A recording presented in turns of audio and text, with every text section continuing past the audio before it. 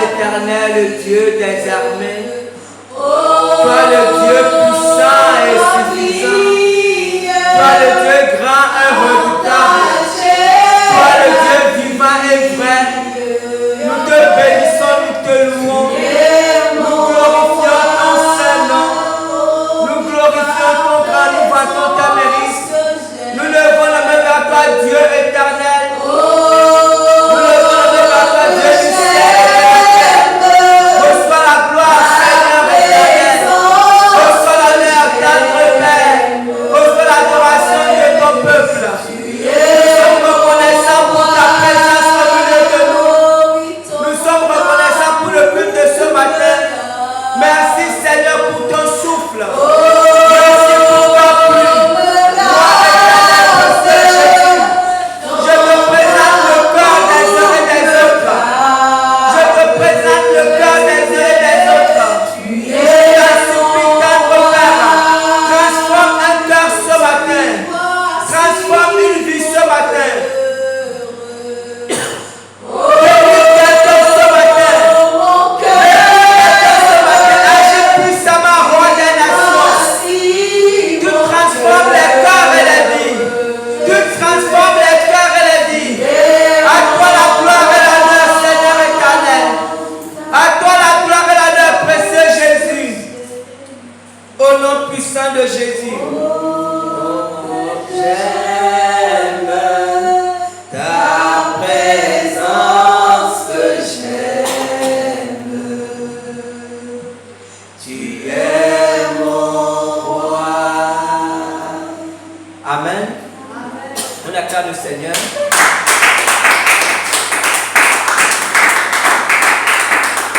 Ok. Nous sommes le 1er octobre. Le thème de ce mois, c'est la liberté en Christ. La liberté en Christ, c'est notre thème du mois d'octobre. Et le verset du mois, c'est Jean 8, verset 36. Jean 8, 36. Si donc le Fils vous a franchi, vous serez réellement libre. Si donc le Fils vous a franchi, vous serez réellement libre. C'est notre verset de ce mois d'octobre 2023. Et le thème de ce matin, c'est l'école de la dépendance. L'école de la dépendance. Amen. Je lis Luc 9, versets 1 à 6. Jésus ayant assemblé les 12, leur donnant force et pouvoir sur tous les démons, avec la puissance de guérir les malades. Et les envoya prêcher le royaume de Dieu et guérir les malades. Ne prenez rien pour le voyage, leur dit-il, ni bâton, ni sac, ni pain, ni argent, et n'ayez pas deux tuniques. Dans quelque maison que vous entrez, restez-y, et c'est de là que vous partirez. Et si les gens ne vous reçoivent pas, sortez de cette ville et secouez la poussière de vos pieds en témoignage contre eux. Ils partirent, ils allèrent de village en village, annonçant la bonne nouvelle et opérant partout des guérisons. Amen. Amen. Vous savez, nous sommes dans une ère d'indépendance, je vais dire ça comme ça. Nous sommes dans une ère d'indépendance, de démocratie, de liberté et même de libertinage.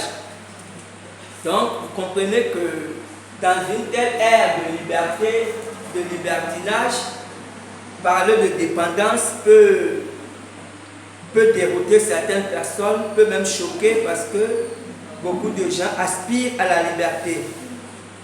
Toutefois, en tant que chrétien, il est important de savoir ce que Dieu appelle réellement liberté et ce que Dieu appelle réellement dépendance.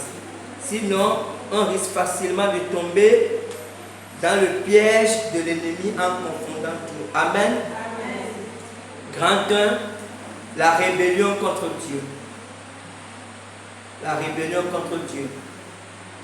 Le 18e siècle, pour ceux qui ont fait des études jusqu'à un certain niveau, pour les bacheliers qui sont ici, qui ont encore la mémoire bien fraîche, le 18e siècle, surtout, plus précisément, de 1715 à 1789, un mouvement important est né, un mouvement qu'on appelle, surtout en Europe, le siècle des Lumières. Et ce mouvement, c'est un vent, comme on le dit souvent, vulgairement. C'est un mouvement philosophique, littéraire et culturel. Et ce mouvement avait 3 objectifs en fait. Ce mouvement, premier objectif, c'était le rationalisme, et je vais expliquer tout à l'heure. Deuxième objectif, c'était l'individualisme. Et troisième objectif, c'était le libéralisme. Ces objectifs que ce mouvement portait étaient en même temps des doctrines. Et nous allons voir ce que le dictionnaire dit de ces doctrines. Parce que, vous savez, c'était un vent qui a soufflé en Europe et qui a touché après les États-Unis, où les gens sentaient qu'ils avaient besoin de liberté. Parce qu'à un moment donné, ils étaient un peu fatigués des religions qui leur imposaient beaucoup de choses. Et les gens voulaient avoir un peu de liberté. Et ce mouvement, et à cette période, coïncidait aussi avec l'évolution de l'intelligence. Parce qu'il n'y avait pas que ce mouvement. Il y avait beaucoup de savants qui découvraient des choses. Donc en même temps que la science évoluait, en même temps les gens avaient envie de liberté. Et ce mouvement est né le siècle des Lumières. Essayons de voir un peu ces 3 choses. Le dictionnaire définit le rationalisme. Le rationalisme est la doctrine selon laquelle rien de ce qui existe ne trouve une explication qui soit étrangère à ce que la raison humaine peut accepter. Bon, ça c'est déjà la raison, parce qu'à un moment donné, les gens voulaient être rationnels. Parce que les gens étaient fatigués, qu'on leur parle beaucoup, un peu trop de Dieu ou de religion, et ils voyaient que ce n'était pas rationnel, notamment la foi n'était pas rationnelle. Donc les gens avaient décidé qu'à partir de maintenant, ils ne vont accepter que ce qui est rationnel, ce que leur raison peut comprendre. Ça, c'était la première chose. La deuxième chose qui était liée à ce cercle de lumière, c'est l'individualisme, qui est défini par le dictionnaire comme est une doctrine économique qui privilégie l'individu et sa liberté, ainsi que le libre jeu des actions individuelles conduisant à l'intérêt général. Vous comprenez? L'individualisme, on comprend que c'est une façon de mettre l'accent sur le moi. Au lieu de parler de beaucoup de socialisme, non, à un moment donné, les hommes ont décidé qu'ils vont privilégier le moi, l'intérêt personnel. Ils donnent la possibilité à un individu, on va dire, de s'épanouir, de faire les affaires. S'il peut s'enrichir à l'extérieur, ce n'est pas un problème, mais l'essentiel, c'est que l'individu soit épanoui. Et la troisième chose, c'était le libéralisme. Selon le dictionnaire, c'est une doctrine économique qui privilégie l'individu et sa liberté. Non, donc j'ai sauté l'individu. En fait, là, c'était le libéralisme. L'individualisme, selon le dictionnaire, est la doctrine qui fait de l'individu le fondement de la société et des valeurs. Voilà. L'individualisme, c'est la doctrine qui fait de l'individu le fondement de la société et des valeurs morales. Donc, c'est l'homme qui définit la société et c'est l'homme qui définit les valeurs morales. Ça veut dire que si l'homme dit que l'homosexualité est une bonne chose, alors c'est que l'homosexualité est une bonne chose. Vous comprenez? Ça, c'est donc, troisième chose, c'est le libéralisme. C'est cette possibilité qui est donnée à l'homme de s'épanouir, de faire les affaires, de devenir riche à l'extrême, si vous comprenez. Donc, quand on, vous savez, selon l'homme, on va dire, selon la conception de l'homme, ou le droit de l'homme, ou quelque soit ce qu'on peut dire, ces choses sont très bien pour l'homme. Ce sont de bonnes choses pour l'homme, parce que ça permet à l'homme de s'affranchir des pesanteurs, on va dire ça comme ça, et de pouvoir évoluer. Ça, c'est selon l'homme. Mais en réalité, c'est une révolte contre Dieu, parce que c'est un mouvement, en fait, qui remet en cause l'autorité sur la domination de Dieu et de l'Église sur l'homme. L'homme ne veut plus, en fait, qu'on lui parle de foi ou qu'on empêche de faire certaines choses qui sont imposées par la religion, qui sont imposées par la morale. Parce qu'effectivement, jusqu'à une certaine époque, même si les gens n'étaient pas forcément religieux, il y avait beaucoup de morale, les gens avaient quand même un certain comportement dans la société.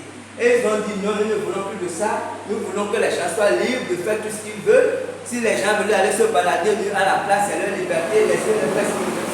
Voilà ce que les hommes ont décidé à partir d'un certain moment. Et en fait, et depuis ce moment, les choses vont de pire en pire. L'homme va beaucoup plus dans sa liberté. Il est libre de faire tout ce qu'il veut. Voilà. Donc, en fait, on comprend bien que le monde, vous savez, ce que nous chrétiens nous oublions parfois, ou que nous oublions très souvent même, c'est que le monde n'est pas un milieu favorable pour le chrétien. La Bible compare le monde en fait à notre désert. Du temps de l'Ancien Testament, le peuple juif est parti de l'Égypte, qui représente la liberté de la captivité, et ils sont passés par le désert. De cette même façon, lorsqu'on devient chrétien, en fait, on part de l'Égypte, de l'esclavage de Satan, et on rentre dans le désert, jusqu'à ce qu'on rentre dans le Canaan qui est le ciel. Ce qui fait que, en fait, tant que nous serons sur la terre, d'une certaine façon, nous sommes dans le désert. Maintenant, ne confondons pas pour que nous soyons des chrétiens équilibrés. Dans ce désert, dans le monde où nous sommes, Dieu peut nous faire grâce, Dieu nous bénit, Dieu prend soin de nous, tout ça c'est une bonne chose et nous rendons grâce à Dieu pour ça.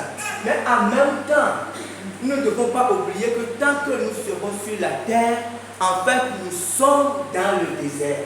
Parce que lorsque le chrétien oublie ça, parce que nous avons tendance à l'oublier, le chrétien s'attache beaucoup au monde et beaucoup aux choses du monde. Ce qui fait qu'à un moment donné, en tant que chrétien, nous perdons l'équilibre. Le chrétien, quelle que soit notre situation et que nos situations, nous ne devons jamais oublier que, en tant que chrétien, nous sommes étrangers. Lisons un peu ce que l'apôtre Pierre dit. Dans 1 Pierre 2, verset 11. Bien-aimés, je vous exhorte comme étrangers et voyageurs sur la terre, à vous abstenir des combattants charnels qui font la guerre à l'âme. C'est très important de ne pas... Parce que vous savez, en fait, la vie chrétienne, c'est un ensemble de choses. C'est comme une chaîne qui a plusieurs maillons. Quand on oublie qu'on est étranger et voyageur sur la terre, en fait, il arrive même que des fois on oublie le ciel et on ne s'investit plus beaucoup même dans l'évangélisation. Mais quand on a l'esprit que on est de passage sur la terre, la deuxième notion c'est qu'on est ambassadeur sur la terre. Donc on se soucie du salut des gens, on les évangélise. Vous savez, c'est un ensemble. Quand vous voyez des gens, des chrétiens, passer beaucoup de temps dans l'évangélisation ou s'investir beaucoup dans les choses spirituelles, c'est parce qu'en amont, ils ont cette conscience qu'ils sont de passage sur la terre. C'est très important. Un chrétien doit avoir ça en esprit que nous rendons grâce à Dieu pour le bonheur, pour la réussite, pour la vie, pour tout. Mais au-delà de tout cela, nous sommes d'abord des voyageurs, nous sommes d'abord des étrangers sur cette terre et nous avons une mission à remplir sur cette terre. Lorsqu'on perd ces choses de vue, après tout est confondu dans notre tête en fait. Et lorsqu'on passe par des moments difficiles, on ne comprend pas, des fois on en veut à Dieu parce qu'on a oublié l'essentiel. Amen. Ok. Grand 2, le Dieu dépendant. Le Dieu dépendant. Vous savez, lorsque Jésus était sur terre, il était entièrement Dieu et il était entièrement homme. Mais, bien qu'étant Dieu, une fois venu sur terre, la Bible dit Jésus n'a jamais voulu se comparer à Dieu ou se prendre pour l'égal de Dieu. Une fois sur terre, Jésus était totalement dépendant de Dieu. Jésus était totalement soumis à Dieu. Hébreux 4, verset 15 dit: car nous n'avons pas un souverain sacrificateur qui ne puisse compatir à nos faiblesses. Au contraire, il a été tenté comme nous en toutes choses sans commettre de péché. Pourquoi l'apôtre qui a écrit ça, on pense que c'est Paul, a dit que Jésus a été tenté comme nous en toutes choses. sans commettre le péché. Parce que fondamentalement, la tentation, quelle que soit toute tentation, est d'abord une rébellion contre Dieu. Je le répète, en fait, la tentation, quelle que soit la forme qu'elle prend, enfin, Dieu dit que bon, pas la tentation. Lorsqu'on pêche, le péché, pas la tentation. Parce qu'on a tenté, c'est quand on pêche. En fait, le péché, quel que soit le péché est d'abord une forme de rébellion contre Dieu. Lorsqu'on pêche, on ne se rend pas compte, mais en fait, on se rebelle toujours d'abord contre Dieu. Lisons, regardez un peu Matthieu 4 pour mieux comprendre. Matthieu 4, c'est la tentation de Jésus. Matthieu 4, verset 3 à 10. Je lis. Le tentateur s'étant approché lui dit, si tu es fils de Dieu, ordonne que ces pierres deviennent des pains. Jésus répondit, il est écrit, l'homme ne fera pas de pain seulement, mais de toute parole qui sort de la bouche de Dieu. Le diable le transporta dans la ville sainte, le plaça sur le haut du temple et lui dit, si tu es fils de Dieu, jette-toi en bas, car il est écrit, il donnera des ordres à ses anges à ton sujet, et ils te porteront sur leurs mains, de peur que ton pied ne heurte contre une pierre. Jésus lui dit, il est aussi écrit, tu ne tenteras point le Seigneur ton Dieu. Le diable le transporta encore sur une montagne très élevée, lui montra tous les royaumes du monde et leur gloire, et lui dit, je te donnerai toutes ces choses si tu te prosternes et m'adores. Jésus lui dit, retire-toi, Satan, car il est écrit, tu adoreras le Seigneur ton Dieu, tu le serviras lui seul. Amen. Vous voyez, quand on lit ces passages où Satan demande des choses à Jésus, vous savez, Satan sait très bien que Jésus a le pouvoir, la capacité de transformer les pierres en pain ou de sauter du haut du temple et que rien ne va lui arriver. Ça, Satan le sait très bien, ce n'est pas ça le souci. Et à la limite, Satan s'en fout que Jésus soit capable de faire ces choses parce que Satan peut les faire également. Mais ce qui était important pour Satan ici, c'est que Jésus utilise son moi, sa volonté pour régler son problème. Parce que Jésus avait un problème. Quand on lit la Bible, Jésus a fait 40 jours de jeûne et qu'il avait faim. Donc Jésus avait un problème évident. Jésus avait faim parce qu'il a fait 40 jours de jeûne. Vous comprenez? Donc Satan n'est pas venu quand Jésus a débuté le jeûne parce qu'il savait que Jésus n'avait pas encore faim. Jésus n'avait aucun problème. Satan a attendu que Jésus ait un problème. Et comme Jésus a un problème, il a dit, voici comment tu dois régler ton problème. Tu es puissant, tu as les moyens, transforme, au lieu d'attendre d'aller chercher la nourriture, transforme déjà les pierres en pain, tu en es capable. Et puis là, Jésus a dit non, parce qu'effectivement, Jésus avait le pouvoir de le faire. Mais en le faisant, Jésus utilisait son moi. C'est que Jésus prenait, il sortait de la dépendance de Dieu. Ce n'est que ça. Vous comprenez? Et si Jésus sort de la dépendance, il a déjà péché parce qu'il a voulu faire sa volonté. Et c'est tout ce que Satan voulait. Et Satan savait que c'était ça le péché. Et Jésus a dit non, parce que Jésus voulait attendre de manger quand Dieu le voudra. Vous comprenez? Parce que la Bible dit après, Satan est parti, Dieu envoie les anges pour le servir. Donc on va comprendre ici, la tentation ici, quand Satan est venu, Satan voulait seulement que Jésus utilise son moi, sa capacité personnelle, parce que c'est pour régler son problème personnel. Ce n'est que ça. C'est que Satan voulait, et Jésus a dit non, parce qu'il savait que Dieu ne voulait pas qu'il utilise justement sa capacité pour régler son problème personnel. Et Jésus a dit non. Et la Bible dit que Jésus a été tenté en toutes choses. La Bible ne révèle pas les autres tentations de Jésus, vous comprenez? Mais, évidemment, apparemment, parce que ici, quand on lit la fin, la Bible dit que Satan est parti pour revenir à un moment favorable. C'est ce que la Bible dit. Mais la Bible ne révèle pas les autres tentations par lesquelles Jésus est passé. Mais il est évident que Satan a fait passer par plusieurs tentations, même à Gethsémane. Quand Jésus a dit que non pas ce que je veux, mais ce que tu veux. Donc, vous voyez, donc c'est que en fait, Satan poussait Jésus à agir par son moi. Et en fait, à chaque fois qu'on agit par son moi, par sa propre volonté, lorsqu'on n'est pas soumis à Dieu, on commet un péché. À chaque fois que le moi agit, parce qu'en réalité, le moi de l'homme sort toujours de la volonté de Dieu. Le moi de l'homme sort, et puis c'est que en fait quand on ne comprend pas ça, on ne comprend pas quand Jésus a dit celui qui veut me suivre n'a qu'à renoncer à lui-même. Parce que c'est comme si on a l'impression que Jésus nous demande quelque chose d'impossible, de trop difficile. Mais en réalité, c'est parce que le moi de l'homme est souvent en contradiction avec Dieu. Parce que le moi de l'homme cherche toujours les intérêts de l'homme. Et c'est ce qu'elle était. Naturel. Le moi de l'homme cherche toujours à régler ses propres problèmes. Et quand on fait ça, on sort de la volonté de Dieu. Et le moi de l'homme, inconsciemment, est souvent lié à Satan. Vous comprenez? Parce que, vous voyez Jésus, quand il est venu sur terre, vous savez, en fait, sur la terre, la Bible le dit clairement, la terre, c'est le domaine, c'est le royaume de Satan. La Bible dit clairement, Jésus l'appelait le prince de ce monde. La Bible l'appelle le prince de la puissance de l'air. Ce n'était pas consort de lui, ce n'était pas la volonté de Dieu, on ne va pas revenir au péché d'Adam. Mais quand Adam a péché, la terre a été livrée à Satan. Donc c'est le royaume de Satan.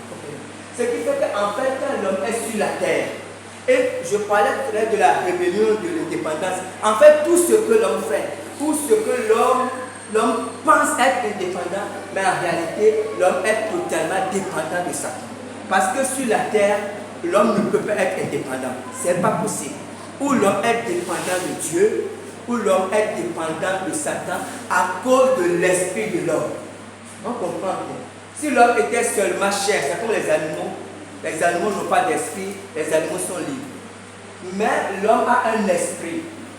Et c'est l'esprit qui fait que, ou l'homme, dans tout ce que nous faisons comme choix, c'est qu'à un moment donné, on fait un choix, ou on fait un choix pour Dieu. Quand on dit pour Dieu, ça peut être pour nous-mêmes, mais Dieu peut vouloir que ce soit pour nous-mêmes, comprenez? Ou on fait un choix qui honore Satan, parce qu'on fait un choix égoïste, c'est que ça nous arrange, mais quelque part, ça fait du bien à Satan, comprenez?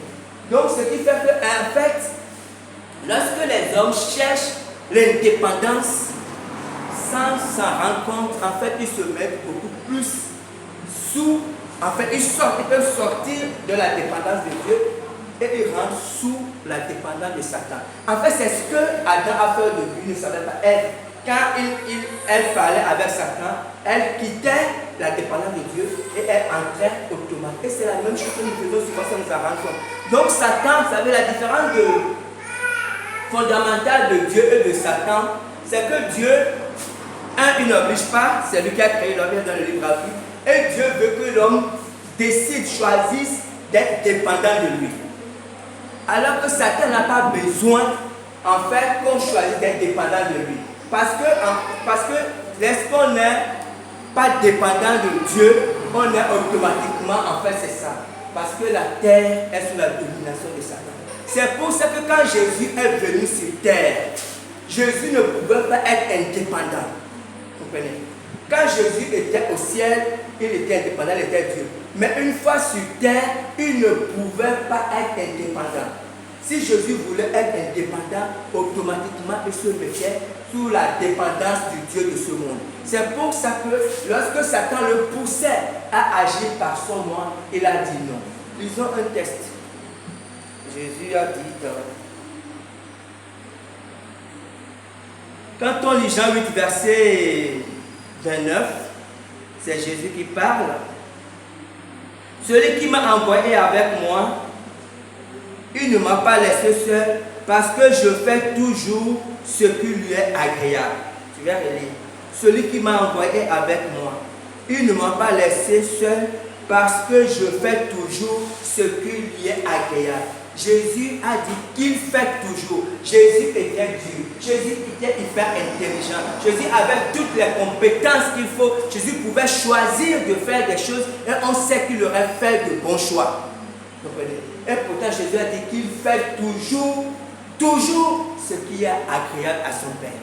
En fait, il ne fait jamais, il ne fait rien sans la décision du Père. Quand il était sur terre, il fallait qu'il soit totalement soumis à Dieu pour ne pas tomber dans le piège du diable. Grand 3, leçon de dépendance.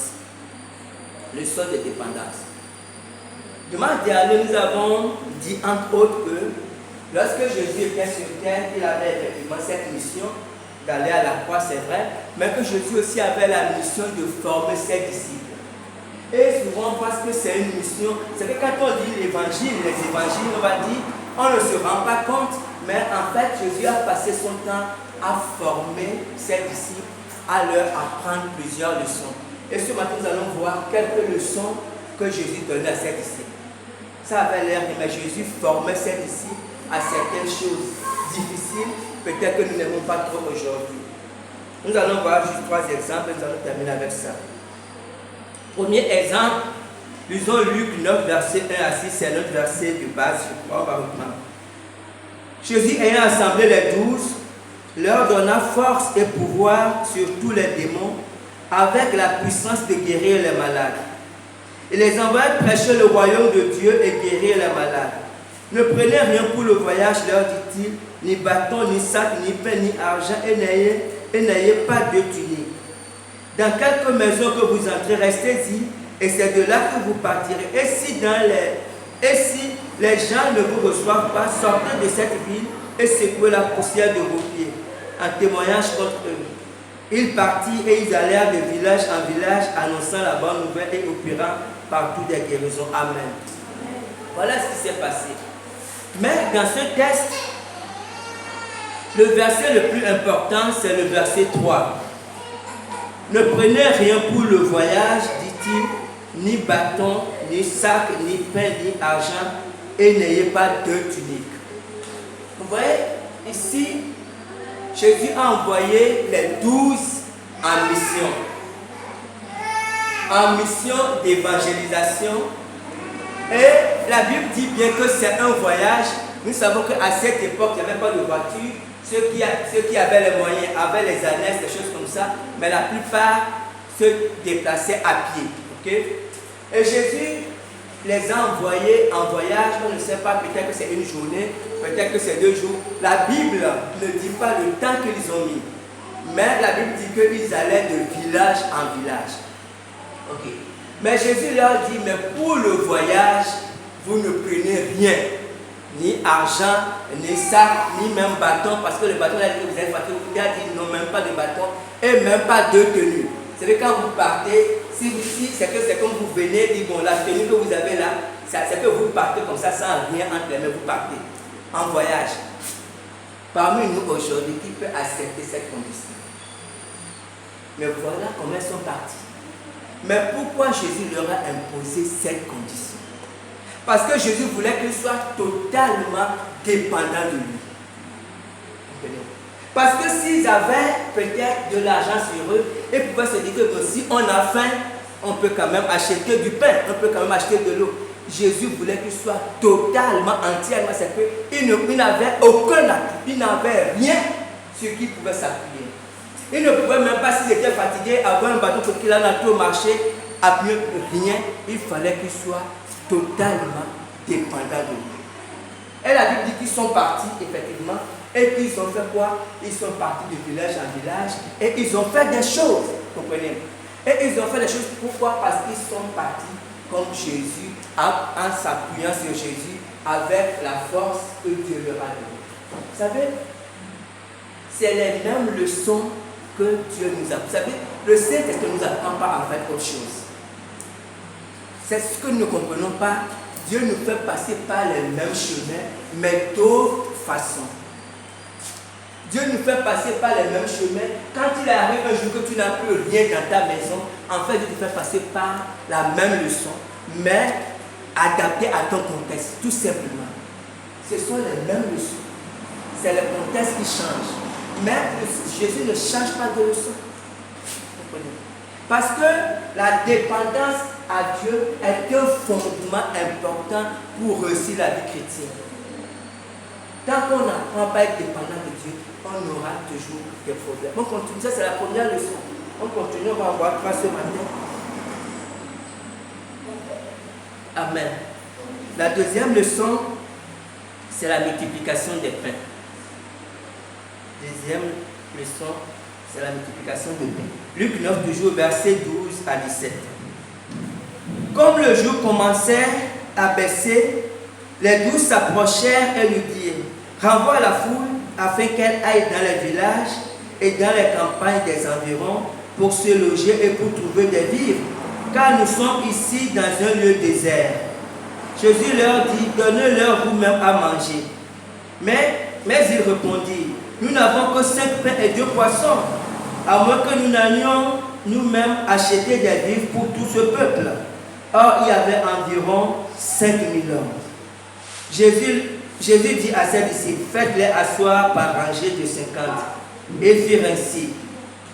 Il les fit tous s'asseoir. Jésus prit les 5 pains et les 2 poissons, et levant les yeux vers le ciel, il les bénit, puis il les rompit et leur donna aux disciples, afin qu'ils les distribuassent à la foule. Tous mangèrent et furent rassasiés, et l'on emporta 12 pains pleins de morceaux qui restaient. Amen. Amen. Voici la deuxième leçon. Vous voyez, dans cette leçon, effectivement, c'est un miracle que Jésus a fait.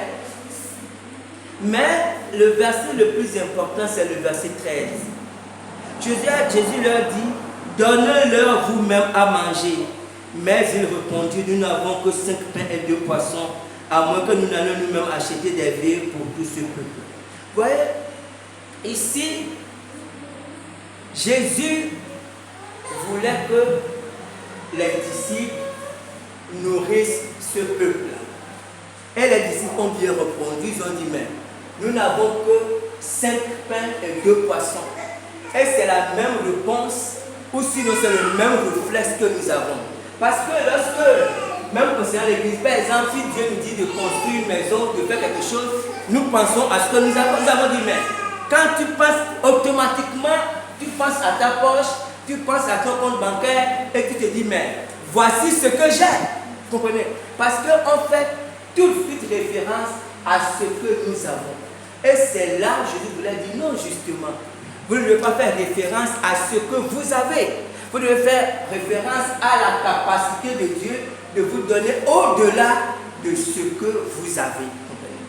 Et c'est l'une des choses qui nous bloque, que ce soit dans notre vie naturelle, que ce soit dans notre vie spirituelle, que ce soit même dans nos projets. Parce que lorsqu'on fait un projet, effectivement, on fait un projet en fonction de ce que nous avons.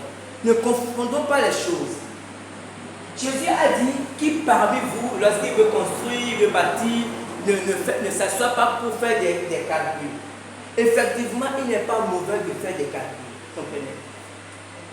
Et on doit faire des calculs lorsqu'on veut faire un projet. Mais en même temps, lorsqu'on veut faire un projet, avant de faire des calculs, justement, on doit d'abord compter sur les ressources illimitées de Dieu. C'est pour ça qu'il faut mettre les choses en ordre. La première chose, lorsque tu veux faire un projet, tu vas dire, Seigneur, j'ai envie de faire ce projet, j'ai envie de faire ceci. Est-ce que, comme David faisait, est-ce que tu m'accompagnes ou irai-je ou n'irai-je pas? Et si Dieu te dit c'est bon, tu peux y aller. Après, justement, la deuxième chose, c'est de demander à Dieu, Seigneur, tu veux que je fasse ça, mais avec quelles ressources?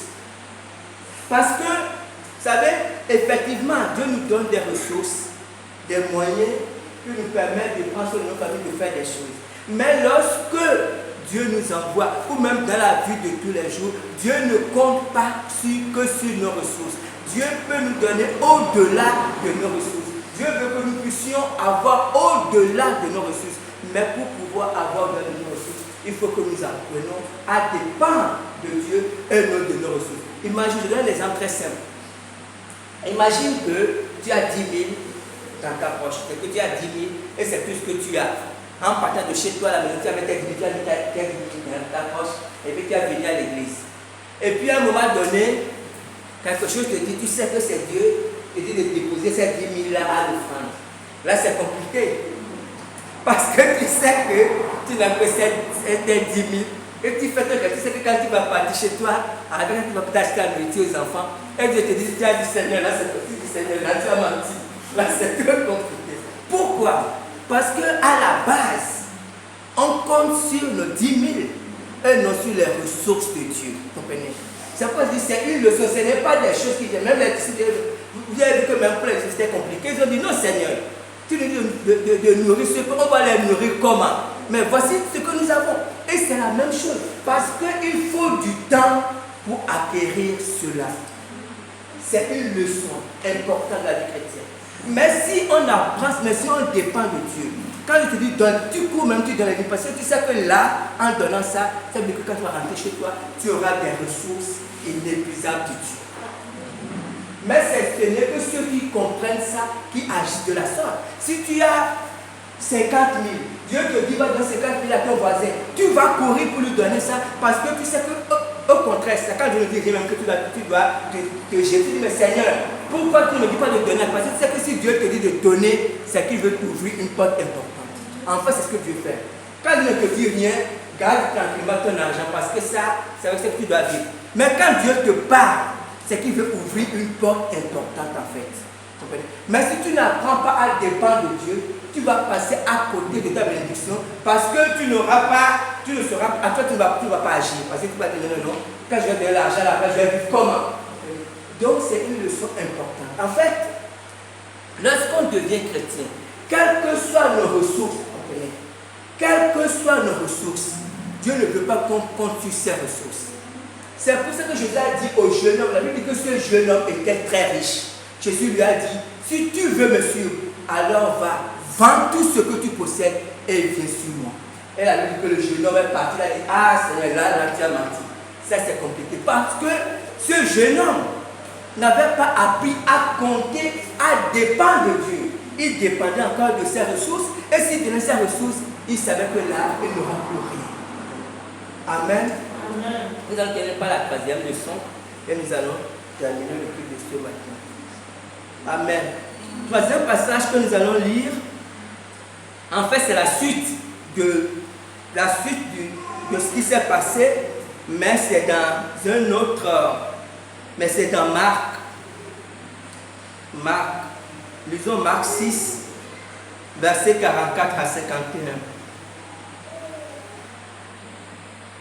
Ceux qui avaient mangé les pains étaient 5000 hommes.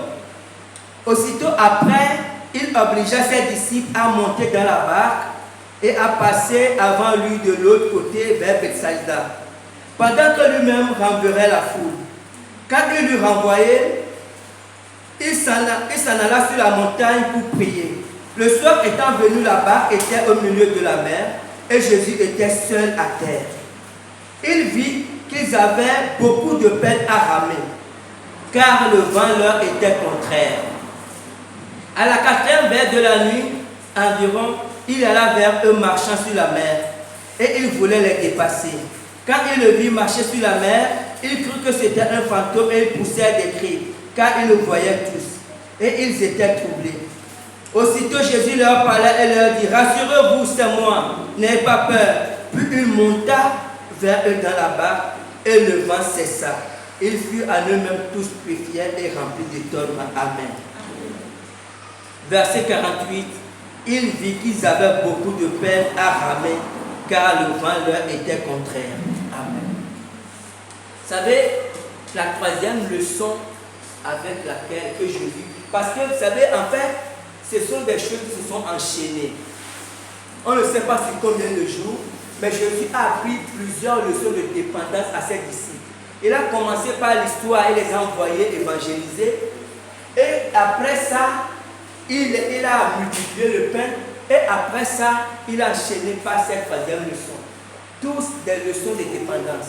Ici, effectivement, il a envoyé les enfants, il a envoyé les disciples, ils étaient partis. Et la Bible dit que la nuit, Jésus les voyait, ils étaient en train de ramer. Ils avaient des difficultés à ramer parce que le vent leur était contraire. Et ici, c'est l'image des difficultés de la vie, des problèmes qu'on affronte. Vous savez, et les disciples faisaient quoi? Ils se battaient avec le vent, avec les rames, avec leur propre force, et malheureusement pour eux, ils n'y arrivaient pas. Et c'est la même chose que nous faisons. Nous ne pouvons jamais lutter seuls contre le vent contraire. Nous ne pouvons jamais lutter seuls contre les difficultés de la vie. Nous avons besoin de dépendre de Dieu. Nous avons besoin du secours de Dieu. Et la Bible dit, quand Jésus est monté dans la barque, le vent s'arrêta.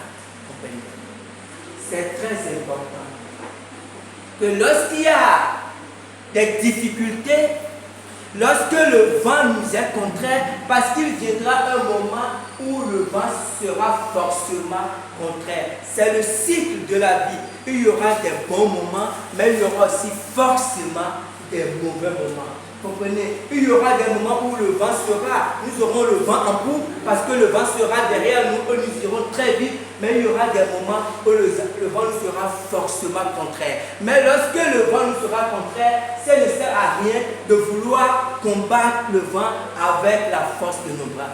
Nous n'y arriverons jamais. Lorsque le vent sera contraire, nous avons besoin de la grâce de Dieu. Nous avons besoin de la force de Dieu pour faire taire le vent. Amen. Et que Dieu bénisse sa parole.